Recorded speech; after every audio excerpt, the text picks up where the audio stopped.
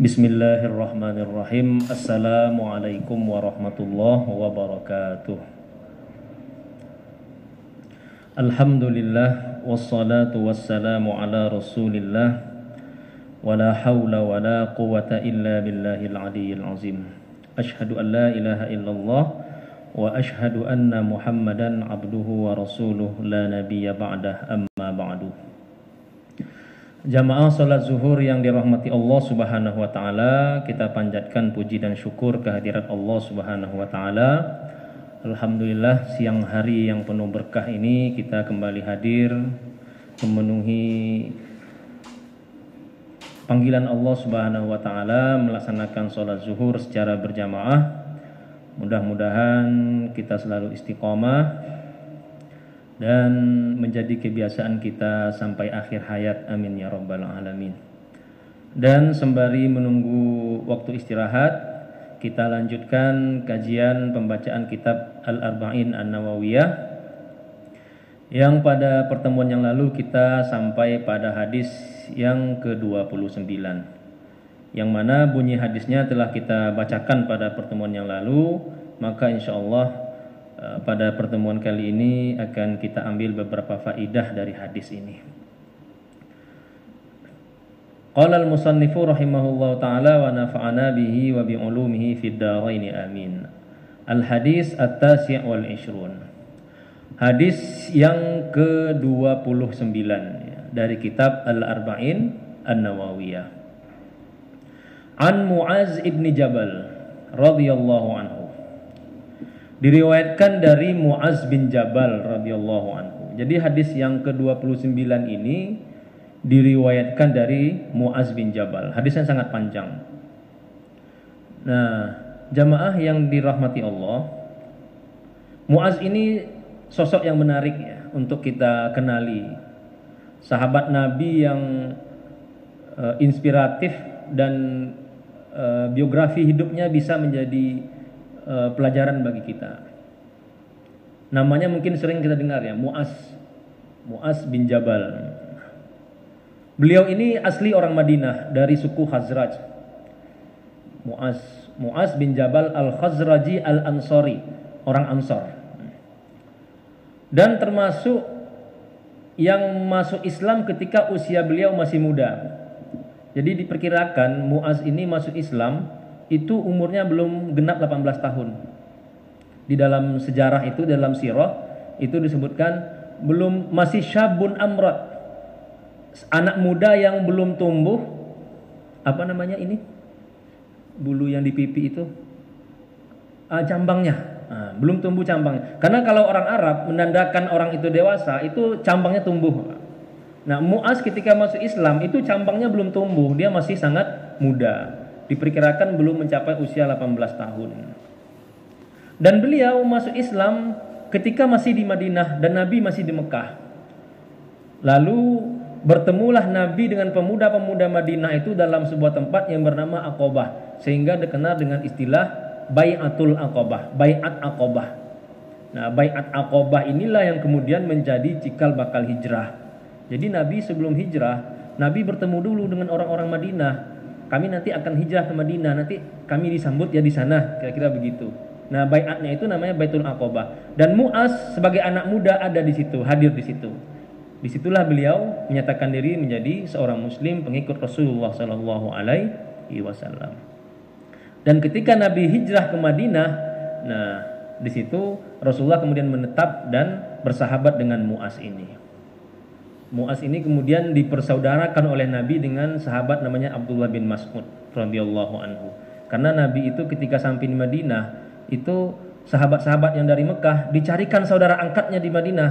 Nah, Nabi itu membawa sahabat namanya Abdullah bin Mas'ud sampai di Madinah, disaudara angkatkan dengan Mu'az bin Jabal ini. Umur beliau kira-kira waktu itu 18 tahun. Nah, jamaah yang dirahmati Allah Subhanahu wa taala, beliau ini termasuk sosok yang dermawan. Sehingga setiap kali orang yang meminta ke beliau, beliau pasti kasih. Setiap ada peminta-minta, beliau pasti beri. Bahkan saking dermawannya, beliau ini berhutang untuk bersedekah. Maksudnya kalau ada orang minta sedekah ke beliau, minta sesuatu, nggak punya uang, dia berhutang dulu. Berhutang untuk disedekahkan untuk orang lain. Sampai segitu derajat atau level kedermawanan Mu'az bin Jabal ini. Sehingga jamaah yang dirahmati Allah, Mu'az ini kelilit hutang. Hutangnya banyak. Di mana-mana hutangnya numpuk. Bukan untuk dirinya tapi untuk disedekahkan ke orang. Sehingga datanglah orang-orang mengadu kepada Rasulullah menuntut utang dari Mu'az. Ya Rasulullah, ini utang Mu'az ini sudah sangat banyak. Gimana caranya kami nagih? Maka oleh Nabi dipanggil Mu'az dan Mu'az mengakui dia berhutang sangat banyak. Maka Nabi kemudian mengumumkan Mu'az muflis. Apa namanya muflis itu? Pailit ya kalau bahasa sekarangnya. Jadi salah satu sahabat yang dinyatakan pailit oleh Nabi itu Mu'az di dalam sejarah ya. Nabi kemudian memerintahkan seluruh harta benda milik Mu'az itu dijual dan dibagikan kepada pemilik-pemilik piutang. Dan itu pun tidak cukup, hanya terbayar 5/7 dari hutangnya. Di dalam sejarah disebutkan seperti itu. Hanya 5/7 dari hutangnya Mu'az ini yang bisa dibayar. Tapi sekali lagi beliau itu berhutang untuk membantu orang lain. Nah, jamaah yang dirahmati Allah Subhanahu wa taala, sehingga kemudian di akhir-akhir hayatnya Rasulullah Shallallahu Alaihi Wasallam, Nabi kemudian mengutus Mu'az ini sebagai hakim. Nah, jadi Mu'az ini termasuk sahabat yang pernah menjadi hakim. Diutuslah Mu'az ini, beliau kan sudah pailit, tidak punya apa-apa lagi, bahkan rumah pun sudah tidak punya. Diutuslah beliau ke Yaman oleh Nabi menjadi seorang pejabat, seorang hakim. Dan beliau tidak pernah bertemu lagi dengan Nabi sampai Nabi wafat. Beliau pergi ke Yaman menjadi guru, menjadi hakim, menjadi pejabatnya Nabi Muhammad Sallallahu Alaihi Wasallam sampai Nabi meninggal. Beliau tidak pulang ke Madinah. Kapan beliau pulang? Beliau pulang ketika Nabi Muhammad SAW telah wafat dan Khalifah Abu Bakar telah menjabat. Ketika Abu Bakar menjabat, Mu'az ini pulang membawa harta sangat banyak. Maka ketika itu Umar bin Khattab radhiyallahu anhu datang kepada Abu Bakar, kepada khalifah, wahai Abu Bakar, ini Mu'az dulu pergi dalam keadaan tidak punya harta, kira-kira begitu. Kok tiba-tiba setelah menjabat di Yaman, pulang-pulang bawa harta banyak? Ini hartanya harus diambil, jangan-jangan ini harta mencurigakan, kata kira-kira begitulah. Diaudit, harus diaudit. Maka kata Abu Bakar, tidak bisa. Orang tidak bisa kita curigai begitu saja punya harta dari pendapatan yang ilegal. Kira-kira Abu Bakar bilang begitu, tidak setuju. Nah, tapi jamaah yang dirahmati Allah Subhanahu wa taala,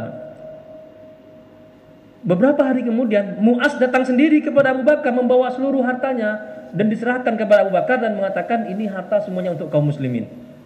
Lalu ditanya orang, Abu Bakar pun heran, kenapa engkau menyerahkan hartamu? Tadi malam saya mimpi, kata Mu'az. Saya berada di jurang neraka, tiba-tiba Umar menarik tangan saya dan menyelamatkan saya. Dan saya yakin Umar itu pasti ingin menyelamatkan dan bukan untuk menuduh saya, tidak, tapi pasti tujuannya untuk menyelamatkan saya. Nah, jamaah yang dirahmati Allah Subhanahu wa taala, ini menunjukkan bahwa sebetulnya pemikiran untuk mengaudit harta-harta pejabat itu ini sudah ada sejak zaman Nabi begitu ya, zaman sahabat Nabi Muhammad sallallahu alaihi wasallam. Dan inilah yang terjadi pada sahabat Mu'az bin Jabal radhiyallahu anhu ini. Nah, jamaah yang dirahmati Allah Subhanahu wa taala, kemudian setelah itu Mu'az ini diutus ke Syam, tepatnya di daerah Suriah atau Yordania sekarang, sebagai panglima perang. Ketika itu terjadilah perang Yarmuk. Kaum muslimin berperang melawan kekaisaran Romawi Timur. Di sana meninggallah sahabat Nabi namanya Abu Ubaidah bin Jarrah. Abu Ubaidah ini panglima perangnya waktu itu meninggal karena terjadilah pada masa itu wabah. Meninggal bukan karena kalah perang, tapi karena wabah. Terjadi waktu itu namanya wabah pes ya. Kalau kita lihat di internet tuh ada wabah pes Justinian namanya. Justinian Plague, wabah kolera Justinian, karena waktu itu Kaisar Romawi yang berkuasa namanya Justinian. Ini wabah yang sangat lama yang terjadi antara tahun 540 Masehi sampai tahun 700, kemudian wabah ini masih ada. Nah, sahabat Nabi yang datang ke Syam pada waktu itu pada meninggal kena wabah ini. Wabah kolera ini, wabah pes ini. Ini wabah yang sangat dahsyat Sehingga disebutkan dalam sejarah 25.000 orang sahabat Nabi meninggal dalam wabah itu. Hampir 25.000 orang kaum muslimin, sebagian besarnya sahabat Nabi dan tabi'in meninggal dalam wabah itu.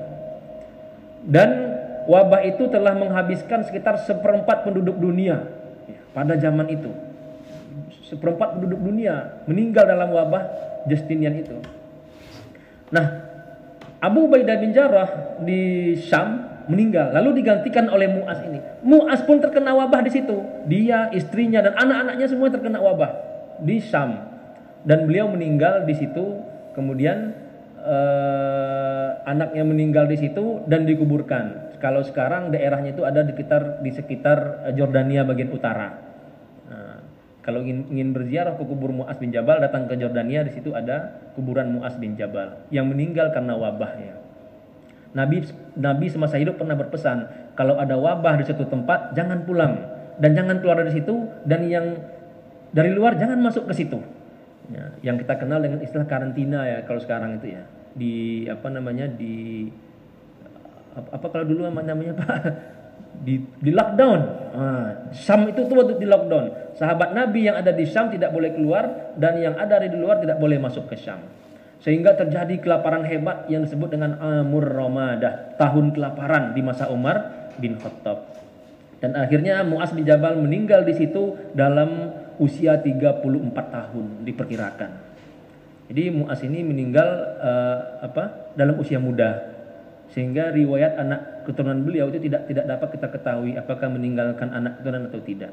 Yang jelas Mu'az ini pernah menjabat sebagai pejabat hakim yang ditunjuk oleh Rasulullah Shallallahu Alaihi Wasallam, dan orang yang paling tahu tentang halal haram dalam Islam. Nabi mengatakan, kalau kalian bertanya tentang halal haram, tanya pada Mu'az. Beliaulah orang yang paling tahu, padahal usianya masih sangat muda. Nah, jamaah yang dirahmati Allah Subhanahu wa taala, itu sekelumit tentang sahabat Mu'az bin Jabal radhiyallahu anhu yang meriwayatkan hadis ini. Hadis ini sangat panjang ya jamaah yang dirahmati Allah Subhanahu wa taala, tapi ada beberapa inti yang bisa kita ambil. Yang pertama, di sini Rasulullah Shallallahu Alaihi Wasallam mengatakan,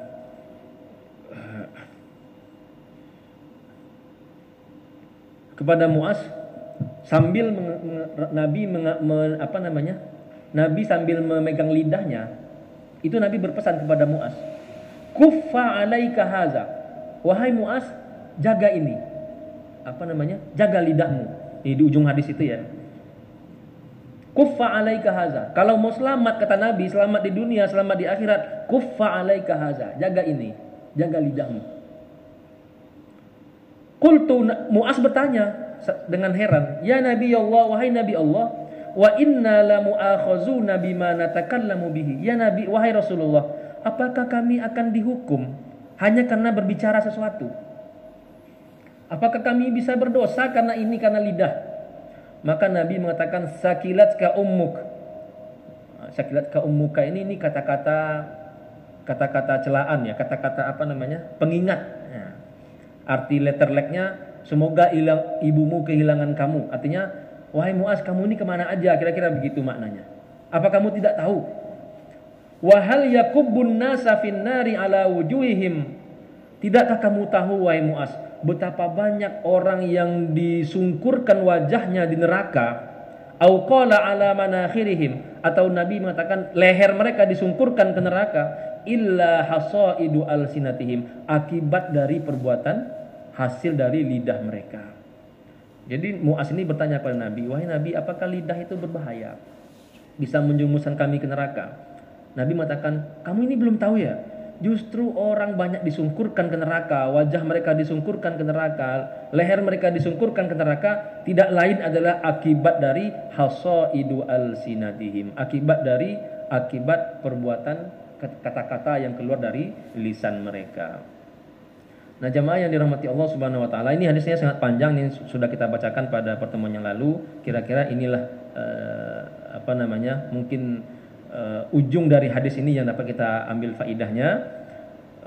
Mudah-mudahan dapat menjadi pelajaran bagi kita semua. Hadis ini diriwayatkan oleh Imam At-Tirmizi dan beliau berkata hadisun hasanun sahih. Hadis ini hasan dan sahih. Mudah-mudahan kita menjadi orang-orang yang mampu menjaga lidah dan lisan kita, dan mudah-mudahan kita bisa diselamatkan oleh Allah Subhanahu wa taala di dunia dan akhirat. Amin amin ya rabbal alamin. Mungkin ini yang dapat kami sampaikan. Usikum wa nafsi bi taqwallah. Wassalamualaikum warahmatullahi wabarakatuh.